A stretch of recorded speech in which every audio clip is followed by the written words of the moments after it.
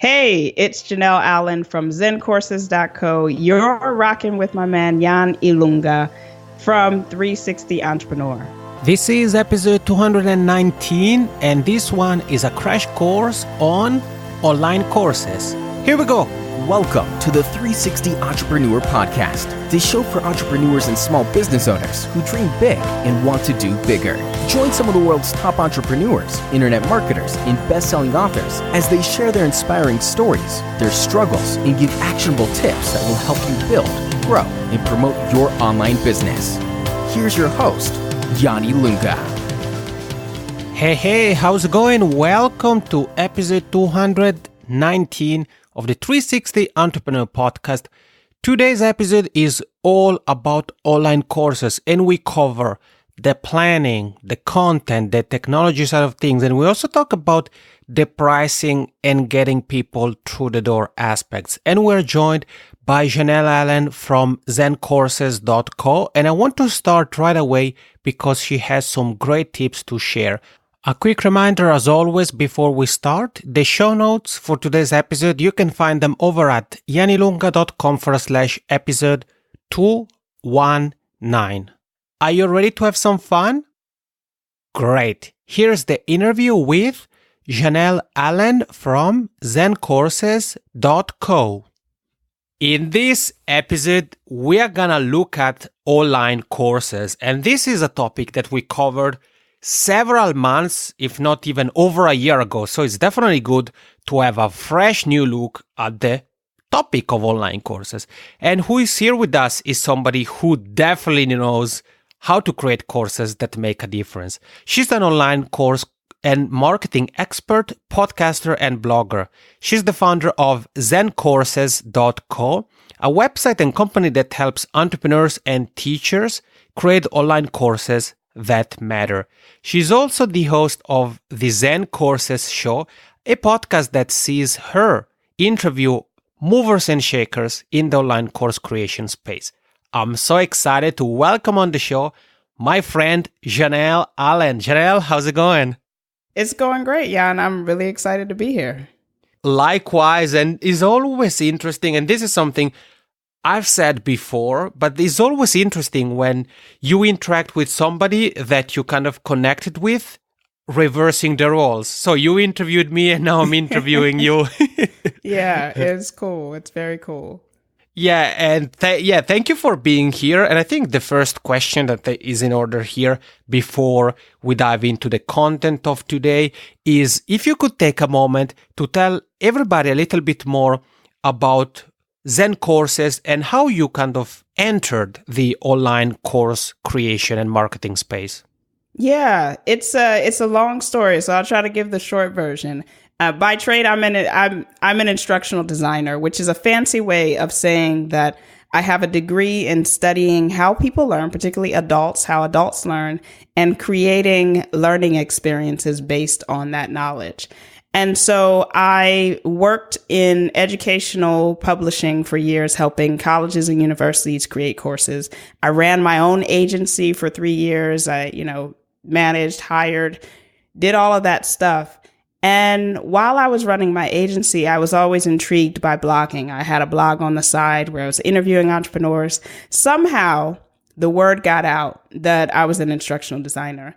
So I started getting emails from people, and this was probably 4 years ago when online courses were still relatively new. Mm-hmm. And people were emailing me with questions about how to create content, where to start. And I was running my agency. So I tried to help, but it just didn't fit. Well, fast forward 3 years later, I decided I didn't want to run my agency anymore. I wanted to work with entrepreneurs. And that is how Zen Courses started. It just was an idea that never went away. And I knew that people were constantly overwhelmed. That was the word that kept coming up. And so that's where the Zen part of Zen Courses comes up. Okay. My goal is to help solo course creators just manage and overcome that overwhelm and figure out where to start and help them get where they're trying to go. I like that. Thank you for sharing your story with us, Janelle. And actually, I had meant to ask you about the Zen part of your brand and name. So it was definitely great that you mentioned that. And I agree with you 100% and about the feeling overwhelmed part of things. And I think is a bit the same with other things, whether it's building a website, building a business, starting a podcast. We always feel afraid of what we don't know, or feel like when it comes to an online course, we typically think of the best online course we have ever seen. So we think about all the fancy stuff and designs and animations and special effects, but people start from somewhere. And even those who you may have seen, if you're here with Janelle and I, and maybe you are following a course or you have seen an online course right now that you have been simply blown away by, keep in mind that that person or company probably didn't start with that course. Am I correct, Janelle? Yeah, it's so true. And people, I get, students sometimes who they get stuck in that mode of comparing themselves to other people. And most often it's people who are at a different place. And what you have to remember is exactly what you said. Those people, you're seeing them probably 4 to 10 years after they started. So you comparing yourself to someone at that stage is not fair to you. And so everybody starts somewhere. That's the beauty of being in an education industry. Like you can iterate, you can grow and change things. So it's so true. Yeah, and again, it's something that can be said for many other things. For example, if you have a website, then you know that it's a dynamic entity. If you think about your very first version of your website that you launched years ago, you probably would be laughing at it. You'll be embarrassed, Right. Or it could be your logo, it could be your podcast, your blog, your writing style, anything. It's normal. Everything grows, everything improves. So you shouldn't let that stop you from online courses. And speaking of online courses, Janelle, since you now work with entrepreneurs, people who are interested in leveraging online courses to share their message, why would you say entrepreneurs, business owners should consider creating an online course? Well, there's a few reasons. So I'll start with one group. If you are a consultant or a coach and you provide services, online courses are going to give you the ability to scale at a way that you can't if you continue to trade time for money. It's also going to allow you to diversify your income, which is super important. You don't want to just have one way of making money. Right. But another reason it's a good idea is because there's always going to be people out there who can't afford your services. And if you can provide some courses that maybe come in at a more affordable price point, then you're able to get more customers. Those people who normally would just go away and not buy from you now have an option. So those are the three main reasons: scalability, diversification, and being able to provide something for that portion of your market who normally couldn't afford your services.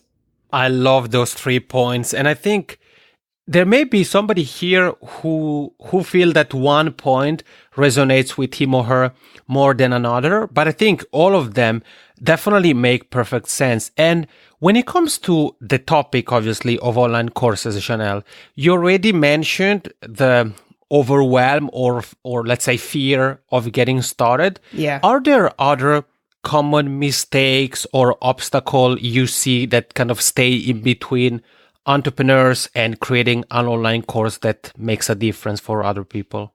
Yeah.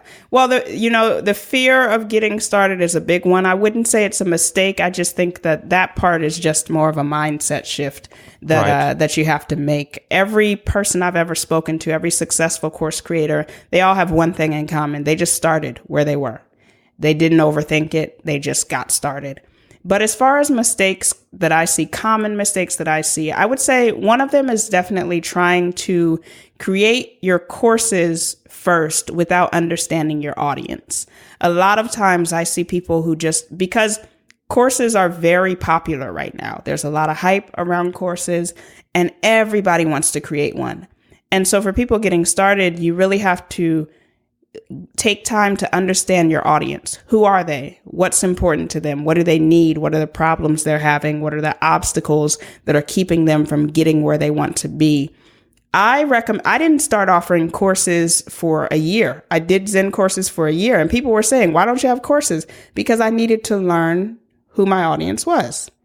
That is huge. So that's the first thing. The second thing I would say is worrying about technology first. This is another thing I get all the time. And I always advise people, save technology for last. Learn your audience, then focus on creating content that's going to solve their needs, and then figure out what technology will enable you to deliver that.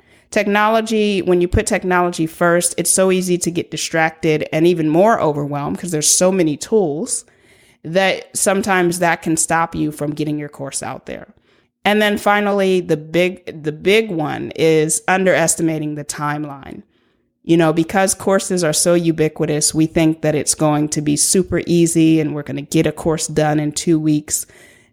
That doesn't usually happen. Right. In my experience, it can take, for me, it's a minimum of about 2 months to really devote time to a course. If I have nothing else going on, I could crank it out in a month, but on average, 2 to 6 months is realistic for creating a course. So I like to be real with people and help make sure they don't underestimate the timeline. Yes, those are all very good points. And I like the fact that you approached or addressed the topic from different perspectives. So, for example, the last point about the time length, I think is definitely something to really keep into consideration. Yeah. And as you said, it doesn't take a day, it doesn't take a week, it doesn't take 2 weeks. In some cases, it doesn't even take a few months to create a good course. And I love the fact that you mentioned tools and the tech side of things, because even though I consider myself, or actually some people refer to me as a tools guy, because I love sharing tools, and you, Janelle, probably remember on your podcast that I mentioned a few tools, and there is nothing wrong with tools. But I agree with you that when it comes to the process of online course creation, tools shouldn't be one of the first things one thinks about. Yeah. Also for the fact that there are so many new tools being released every single month or every single quarter that would be so easy to kind of chase the next new tool that is being released. So you said it, first and foremost, there is no point in creating something if we don't have an audience, if we don't have a group of people who are gravitating toward what we do. And this is something we have covered in the past year. We have published for a couple of years now, so this isn't a new concept, but it's good to have a reminder, because the temptation of just thinking about which platform to use, what software to buy is very, very strong. So thank you, Janelle, for giving us a reminder on that as well. The next question I should ask you, I think, is in order here. You said it, we start with our audience. So once we have an ideal audience, people who consume our content, who interact with us, and maybe who even, like in your case, start asking us, why don't you have a course around this specific topic? What would you say are the next steps in the creating the layout or content for the course? Well, that's my specialty. That is instructional design. That's, all day for me. The main thing is to start with a learning goal. So what I mean by that is oftentimes people try to teach everything they know in one course. And what you really want to do is to ask yourself, okay, what is the one thing that my audience needs to know? Your learning goal is that one thing that they should be able to do after completing your course. So it's actually easier to create a smaller course or a course focused on solving one problem than it is to try to solve everything. So start with one goal that you want your course to solve, and then work backwards to outline your content from there. Once you identify that goal, then you can start asking yourself some questions of, okay, what is required to achieve this goal? What do they need to know? And then what do they need to do? Which takes me into the third thing. Courses are all about action. I think some of the best courses that I've taken and been a part of designing have been actionable. It's tell, show, do, right? If you don't have action, you kind of probably have an ebook or something else Whereas courses, there should be something that your audience is doing to drive home that instruction. So those would be the three things. Start with a learning goal, work backwards to outline your content and figure out what you need to put in your course to make that goal achievable. And then don't forget to make it actionable. Give them something to do. Again, great pointers. Thank you, Janelle, for those. And it's good that you just gave us another reminder of the fact that it doesn't exist a course that covers a specific topic from A to Z. Yeah. For the fact that topics, skills, disciplines evolve. So it's better for us to focus on something that can help our target audience right now and help them take step one and then take step two. And personally, Janelle, and I'm curious to hear your thoughts on this, the way I approach teaching, whether it's with an online course, a membership site, or even a podcast for that matter, I often ask myself this question: what's the next step?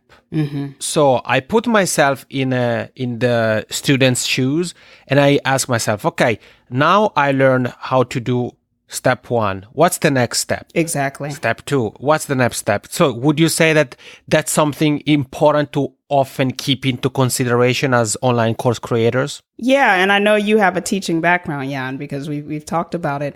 It is super important. And I just want to reassure your listeners, you're not going to nail this the first time, and that's okay. I'm still learning how to teach online because there's a big difference from teaching academic audiences, which was my background, to teaching entrepreneurs. But what you're referring to is what I call the learner journey. And that is figuring out where your student is when they start, and then where they need to be at the end, and then taking time to map out what they're going to go through to get there. What are the steps to get there? But also, and this is something that a lot of people don't think about, what are the obstacles that are going to creep up, and when are they going to creep up? So do I need to have a work week in my course? Because I know that, we've gone really hard for 2-3 weeks and they're going to burn out at this point. Right. Do I know that most of my audience, they have small children and I need to make things, more bite-sized and digestible so that they can manage it in an hour of their time. Those are the types of things to think about in your learning journey. So I would say yes. That's my long-winded yes to your question. Yeah. And what you just shared, Janelle, I think is very important because those things don't necessarily change the way we teach a specific topic, but it changes the way people learn it. User experience definitely has an impact on how one learns. So it's important for us to really think about some of the aspects you just mentioned. So what is the best way to help our target audience to learn this specific topic? And that is something that actually we should ask even when it comes to the actual course itself. So should we rely on video? Should we rely on audio? Should we have both video and audio lessons? Should we have textual content like ebooks and things like that? Absolutely. Yeah, it changes structure and it affects delivery. So one of the obsessions I've had lately is analyzing the differences between self-paced and drip courses. So I think drip courses are becoming more acceptable again. There was a period when everybody wanted self-paced. And I think a lot of people are realizing that if the material is really complex and your students they're going to need time, then you need to drip it out because they need to have time to digest it. So those are the types of questions that you ask as an instructor, and it comes with time. When you're starting out, you may not think about those things, and that's okay. But it just takes time. You just got to keep going. I like that you started to talk about the difference, Janelle, between an online course and a drip course. So could you elaborate on that more? If somebody's joining us and is maybe thinking, I'm not sure whether I want my students to have access to everything at once or have a drip course. So an online course, as most of your listeners have probably encountered them, it can generally come in a few different, I'm going to use an instructional design word, but modalities, which is just a way of teaching. Self-paced is probably the most popular. And that just means you have access to everything at once. You buy the course, you log in, you see everything. That works great if you have something, that people need, like if it's just-in-time learning. For example, I have a pricing course.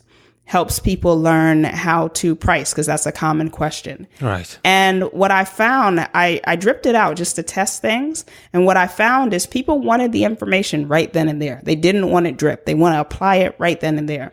So if you have something like that, make it self-paced. Drip courses are where your content is released over time. So someone buys your course, they log in, they get access to maybe a lesson or two, and the other lessons come out maybe a week at a time, whatever frequency you want to set it up. That works really well for bigger courses that are more complex. So you see a lot of signature courses, like for example, Hallie Gray. She is, I call her my business coach, and she has a course on how to be booked out if you provide services. It's a lot of intense work. And so she drips it out, and because you need time to go through it. And then you have other things like blended courses where you have a combination of content that's self-paced, and then a combination of content where you're meeting in person to work through or virtually to work through things. But really it all depends on your content, and that goes back to your audience. So we come full circle. Yeah, we definitely do. And thank you, Janelle, for highlighting that part. And I think it's important. Again, there are so many, an online course is a puzzle and has many different components. There are different layers to the concept of online courses. So I like the fact that we are trying to peel the topic as an onion and cover the different layers, because it's definitely something quote unquote complex, not necessarily difficult, but complex, because there is much more than what we typically see. So if we are students, for example, there may be a lot that has going on behind the scenes that we may not have even realized. And when it comes to platforms, tools, we said it early on, that tools aren't something that one should think about, especially in the early stages. But it's something that at some point one should think about. Yeah. So do you have any recommendation, maybe first of all, in terms of whether your personal recommendation would be to host the online course on our own website, or rather to rely on teaching platforms that allow us to host all of our teaching material on them? I'm thinking, for example, Udemy, Teachable, more recently Coach. Yeah. So that's a great question. And it is a question that does creep up. And so if you're at that place, I would say it depends on you. There's no one right answer. If you're someone who is comfortable, if you want control and you are comfortable setting up your WordPress site and doing everything yourself and finding the tools, and that doesn't freak you out, then definitely host it on your site. Get yourself an LMS. I like LearnDash, as it's a great LMS, which stands for Learning Management System, to host your course. That would be my recommendation. If you're more type A and you're not afraid of digging into code. If you just want someone else to handle that stuff and you want to focus on creating your content and teaching and marketing, then I recommend using a course platform. I use course platforms because I've used WordPress in the past. I just don't want to deal with it anymore. So I'm a fan of the convenience of course platforms if you're that type of person. Now, the trade-off is you do have to pay a monthly fee if you're using a hosted platform like Coach or Thinkific, which are two of my favorites, by the way. But if you're using a WordPress LMS like LearnDash, it's usually at one price, or you just pay it per year instead of paying a monthly fee. So those are the trade-offs. It really depends on where you sit. Do you want control or do you want convenience? If you don't want to deal with any of that and you're just getting started, then you could just simply teach via webinar. Crowdcast is one of my favorite webinar platforms. You can teach via webinar, and then you could, once your course is done, you can sell it. You've already recorded it and you can sell it. All you need is Crowdcast and Stripe. If that, is even too much, or your budget doesn't allow for that, then you can simply use something like Google Hangouts, have some live interactive sessions, and then password protect the content on your site. So lots of options for different budgets. Again, Janelle, you are really rocking this interview. And I'm enjoying it a lot because, again, you managed to address the question from many different perspectives. And you said when it comes to the platform, for example, we want to focus on, there are several things to keep into consideration. Do we want to have total control? Do we want to kind of take care of as little technical things as possible? So maybe it's better to go for a platform like Thinkific or Coach. Do we want to do something more quote unquote basic? So as you said, for example, use something like Crowdcast, Google Hangouts, or a platform like that to record our videos and then password protect a web page, connect it to something like Stripe or PayPal, and then have people easily be able to consume the content. I like it. And I like the fact that this conversation is really covering, again, I'm repeating myself here, but I really like the fact that we're covering the topic from different perspectives because, again, online courses are something that needs to be addressed from different perspectives. And as you said, once again, it's something that we get better at. So regardless of the way we choose, whether we go for a platform, we want to do things ourselves, we want to outsource it, only time will help us make it better. When it comes to the course creation itself, we said there are different ways we can go about it. There are different formats in terms of delivering the content and things like that.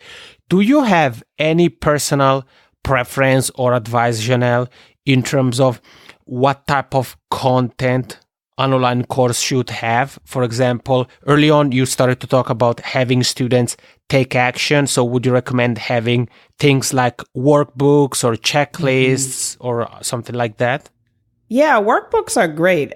Students love workbooks. They're a great selling point as well. I think that a lot of new course creators don't realize how attractive workbooks are great. And it's an easy way to inject an activity into your course. I do it with my pricing course. Other things you can do are have a course project, especially if you're teaching something that lends itself to doing things over time. So if you're teaching, say, a web design course, you could have students break up, have activities throughout the course. And then at the end, they have a project that they have, basically they put everything they've learned together. That's one way of doing it. So there's a lot of different things. I've seen people have their students submit things via video. All of it depends on really what you're able to support as an instructor, as well as what is feasible, if for your students to complete. But there's so many different options. And if you have a platform or a plugin that allows you to have things like quizzes, surveys, those are other ways of keeping students engaged and having them inject some activities into your course. Yeah, and then we can even simply ask people, right? Once we have some students, we could easily kind of asking them for feedback, and maybe we can identify some trends that maybe people love quizzes and our course is missing quizzes. So that could be something to implement or something else. Yeah, quizzes are a great way to keep people motivated. One thing that I do with one of my courses is I have a quiz or survey at the beginning of every module. And it's just a way to check in, with them about the previous module and get them motivated to do the work for the next one. And I got feedback that students loved it. That worked really well. I designed a course on therapy for a client, and it was hard. Like you're creating a course on therapy, not really, teaching, it's not a tangible thing. And so what we had to figure out was we created a course project where students really did a lot of thinking and working through their thought processes around therapy.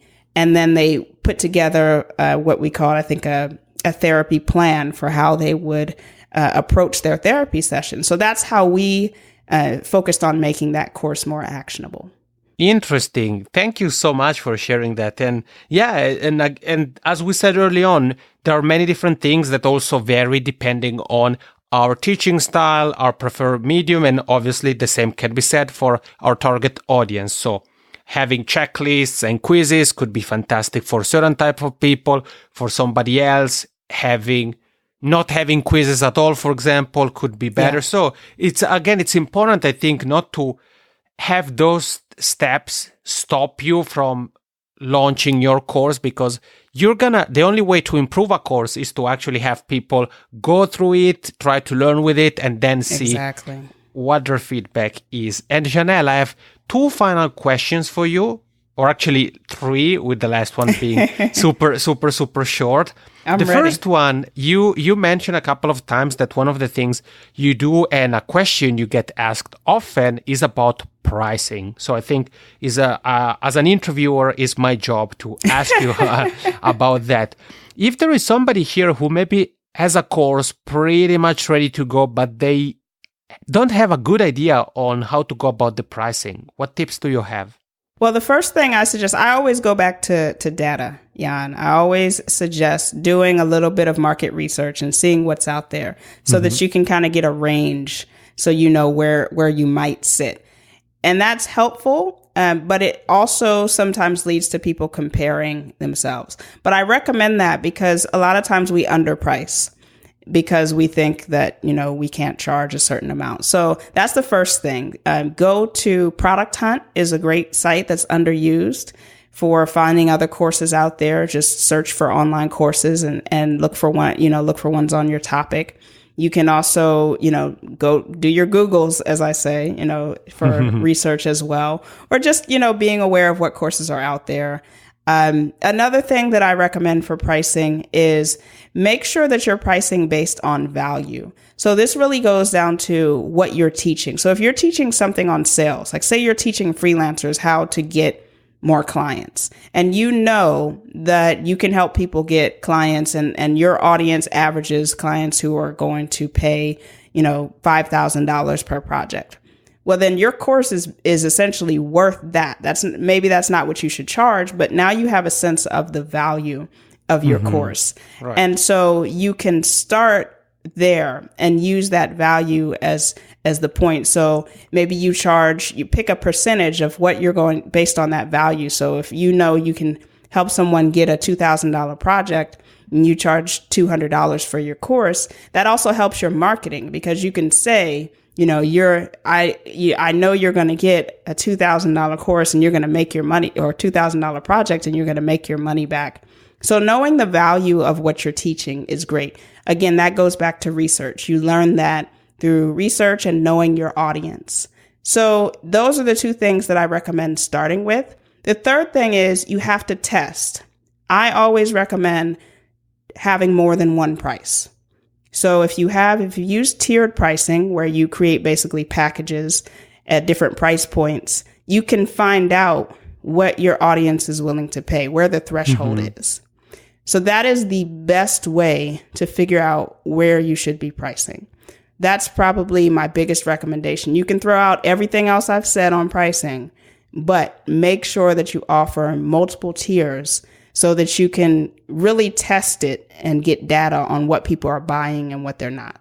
Janelle, again, I'm going to repeat myself here, but I love how you address the topic, and you touched upon several important things, and you said it's about research. So again, one course, or the way to go about for one course, may be different from another, but it's important to do some research to tap into our audience. And something I remember we talked about a while ago with Bailey Richard is the power of pre-selling. So we can also have a sort of beta group where we give people access at a discounted price, and those are the people who then we can ask for feedback from. We can even ask them to write testimonials. And I personally have used pre-selling in almost every single thing I've done when it comes to online courses or membership sites. And that's something that has worked well with people. And I think it's important because you see that there are some people who are interested in your course and are